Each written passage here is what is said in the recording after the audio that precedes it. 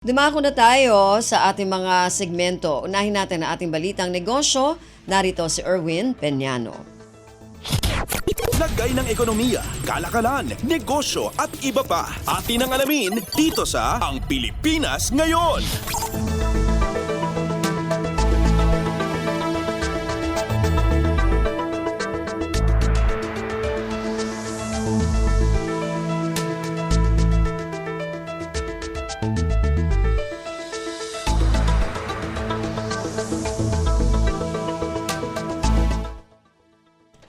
Magandang araw, narito na ang mga nangungunang balita sa larangan ng pagninegosyo at kalakalan.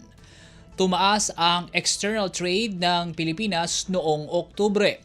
Base sa datos na inilabas ng Philippine Statistics Authority o PSA, tumaas ng 18.13 billion US dollars ang total external trade in goods ng bansa noong Oktubre, 4.7% mas mataas kumpara sa 17.28 billion US dollars na naitala sa kaparehong buwan ng 2023. Ayon sa PSA, 66% ng total external trade ay mula sa imported goods habang ang nalalabing 34% ay mula sa exported goods. Sa tala ng ahensya, aabot sa 6.16 billion US dollars ang total export sales nitong Oktubre, mas mababa ng 5.5% kung iahambing sa 6.52 billion US dollars noong Oktubre ng 2023. Nakahatak sa pagbaba ang awas sa export sales ng electronic products, gayon din ng bentahan sa cathodes at sections ng cathodes, refined copper at mineral products. Sa kabila ng bumabang benta, nananatili pa rin ang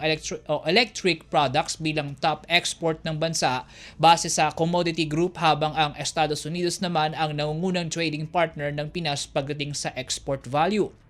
Samantala, sa imported goods naman, umabot sa 11.96 billion US dollars ang halaga nito, 11.2% na mas mataas kumpara sa 10.76 billion US dollars na nakuha ng bansa noong Oktubre ng 2023. Electronic products din ang nangungunang commodity group na may pinakamalaking halaga ng imported goods sa nasabing buwan, na sinusundan ng transport equipment, cereals at cereal preparations. Ang China naman ang nangunguna sa pinakamalaking supplier ng Pinas pagdating sa imported goods, na sinusundan ng Indonesia, South Korea, Japan at Estados Unidos. Sa balance ng trade in goods o diferensya sa halaga ng exports at imports, sinabi ng PSA na umabot ito sa 5.80 billion US dollars, 36.8%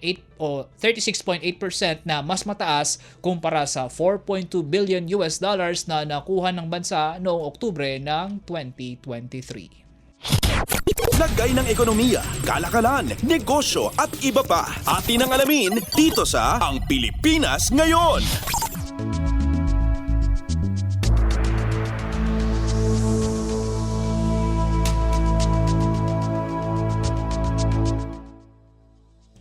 Sa iba pang balita, tinatarget ng Clark International Airport Corporation o SIAC na mapangalanan na sa susunod na taon ang magiging tuwang nito para sa pinaplanong National Food Hub sa Clark. Ayon kay SIAC President at Chief Executive Officer Joseph Alcazar, inaasahang sa Marso ng 2025 ay makukumpleto na ng Asian Development Bank ang feasibility study para sa itatayong National Food Hub, kaya naman optimistiko itong makukumpleto rin ang proyekto sa loob ng nasabing taon. Wala pa itong direktang pinangalanan kung sino ang posibleng maging partner ng SIAC sa proyekto, ngunit binanggit nito na may 3 local at foreign groups na ang sinusubukang i-explore ang nasabing oportunidad para sa pag-develop ng 8.5 billion peso National Food Hub. Kasabay ng developments sa proyekto, umaasa si Alcazar na mapapasa na sa Kongreso ang House Bill 10678 o ang Clark National Food Hub Act bilang suporta sa plano. Sa pamamagitan kasi anya ng batas, makakakuha ang hub ng alokasyon sa national budget at mabibigyan ng dagdag insentibo ang mga mamumuhunan at locators. Ang National Food Hub ay layong maging premium wholesale market at distribution hub para sa high value at top quality food products sa bansa. Lagay ng ekonomiya, kalakalan, negosyo at iba pa. Atin ang alamin dito sa Ang Pilipinas Ngayon.